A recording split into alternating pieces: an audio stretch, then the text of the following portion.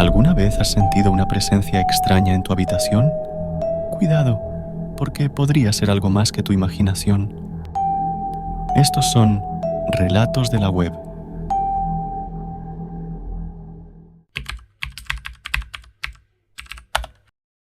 La casa de mi abuelo siempre ha tenido algo extraño.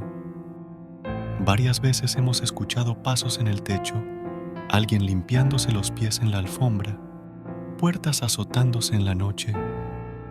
Son cosas que hemos aprendido a aceptar, aunque nunca nos hemos acostumbrado del todo. Pero hubo una noche en particular que nunca olvidaré. Todo comenzó una noche cuando estábamos todos mis primos en el antiguo cuarto de mis tías y mi mamá. Era una noche de verano, cálida y tranquila, pero algo perturbador nos esperaba. Nos despertamos alrededor de las 2 o 3 de la mañana. El sonido que nos despertó era inconfundible. Alguien arrastrando los pies en la alfombra del cuarto. Al principio, pensé que era uno de mis primos que se había levantado al baño, pero pronto me di cuenta de que todos estábamos en el cuarto. Me levanté y vi a uno de mis primos mirando fijamente el centro del cuarto, sus ojos grandes y llenos de miedo. Los otros 3 también se estaban levantando, confundidos y asustados. El sonido de arrastrar los pies se volvió más fuerte, más pesado. La puerta del cuarto estaba cerrada, pero los pasos siguieron el camino hasta la entrada de la casa. De repente, escuchamos cómo se abría la puerta principal y luego se azotaba con fuerza. Todos nos quedamos paralizados, sin saber qué hacer. En el caso de mis primas y mis tías, sus experiencias fueron aún más escalofriantes. Mi mamá me contó que una vez, mientras trabajaba en el despacho de mi abuelo, empezó a escuchar pasos detrás de ella. El despacho tiene una ventana que da al patio. Sentía un frío extraño y el monitor de la computadora comenzó a tener efectos como cuando le pones un imán cerca. Salió corriendo del despacho, asustada, y nos pidió que revisáramos si todo estaba bien. Cuando salimos al patio, encontramos huellas de alguien descalzo en el lodo, justo enfrente de la ventana. Las huellas eran frescas, pero no había nadie más en la casa. Mis primas también tuvieron su experiencia. Estaban jugando en la computadora en el mismo despacho cuando empezaron a sentir un frío intenso. De repente, el escritorio comenzó a sacudirse violentamente. Salieron corriendo, gritando de miedo. Cuando llegamos a revisar, no encontramos nada extraño, pero el escritorio estaba muy lejos de donde estaba originalmente. Era un mueble pesado, imposible de mover para 2 niñas. Estas experiencias nos dejaron a todos nerviosos y llenos de preguntas. Un día, mi abuelo nos contó algo que nos dejó helados.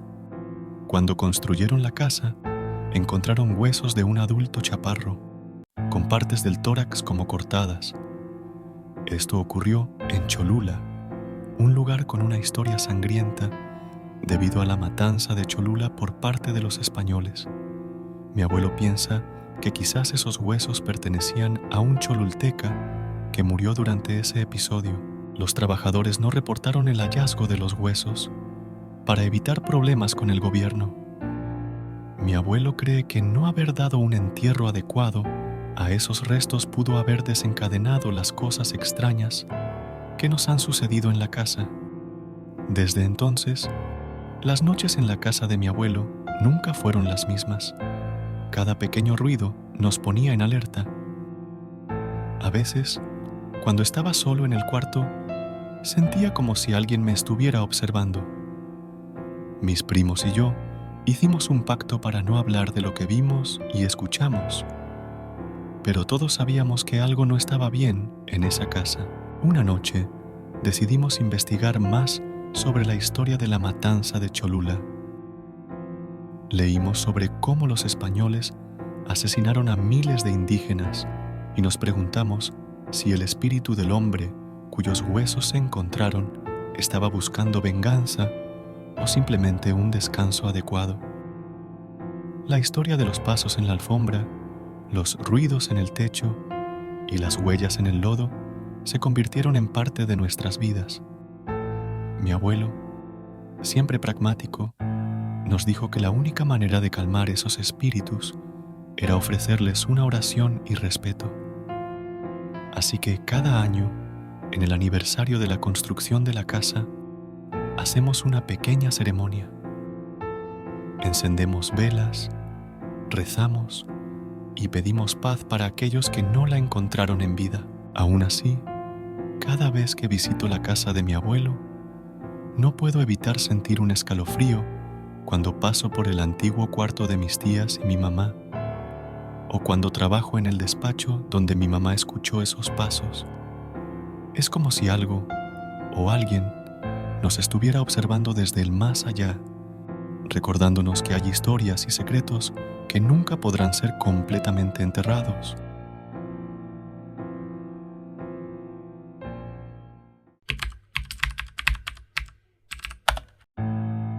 El año pasado, mi esposo y yo visitamos la Ciudad de México.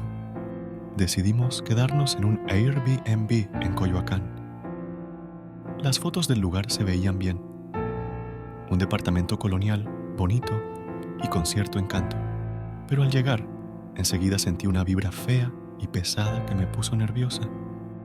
El departamento tenía solo un cuarto, pero se notaba que había sido habitado por alguien. Había figurillas de angelitos, como de abuelita, discos de los 60s y cuadros que claramente habían sido pintados por la misma persona. La cama también tenía ese aire de pertenecer a una viejita.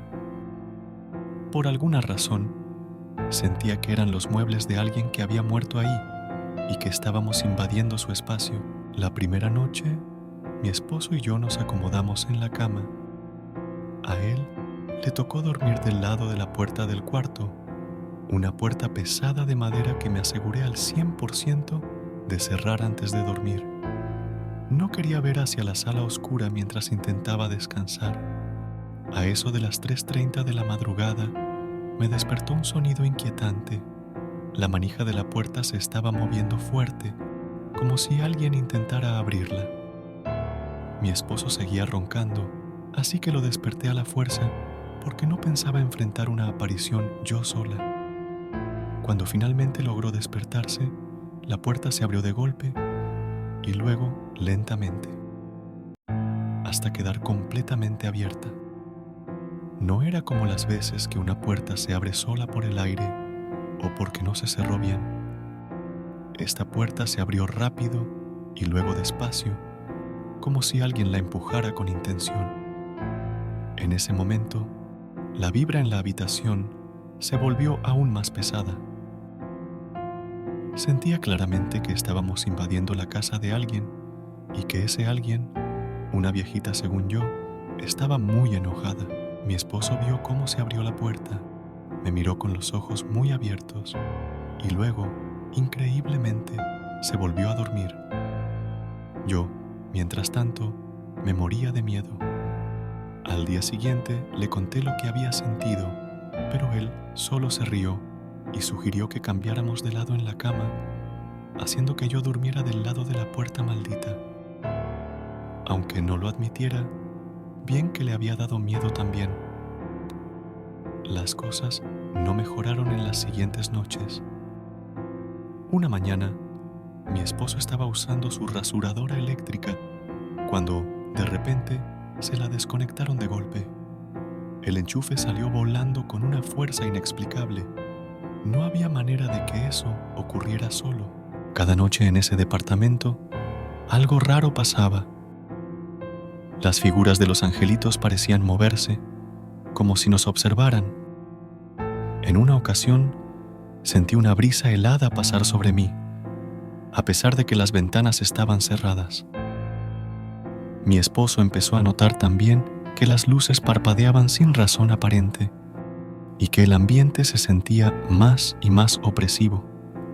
Intenté ignorar estas cosas y enfocarme en disfrutar nuestras vacaciones, pero cada vez se hacía más difícil. Una noche, Justo cuando estaba a punto de quedarme dormida, sentí una presencia junto a la cama. Abrí los ojos y, aunque no vi a nadie, sentí una presión en el colchón, como si alguien se hubiera sentado ahí. Fue entonces cuando empecé a rezar Padres Nuestros, algo que no suelo hacer porque no soy religiosa. Pero el miedo era tan grande que me aferré a cualquier cosa que pudiera darme consuelo. El último día de nuestra estancia, decidimos explorar más de Coyoacán y sus alrededores, tratando de pasar el menor tiempo posible en el departamento. Cuando regresamos para recoger nuestras cosas, la vibra pesada y el miedo seguían ahí. Nos apresuramos a empacar y salir de ahí. Al final, cuando entregamos las llaves, el anfitrión nos preguntó cómo había sido nuestra estancia. Mi esposo, con una sonrisa forzada, dijo que todo había estado bien. Yo, por otro lado, no pude evitar preguntarle si alguien había muerto en ese lugar. El anfitrión pareció incómodo y no respondió directamente, pero su silencio confirmó mis sospechas. Desde entonces, cada vez que pienso en ese viaje, recuerdo el miedo y la opresión de esas noches en Coyoacán. No sé qué o quién estaba en ese departamento con nosotros, pero sé que no era solo mi imaginación.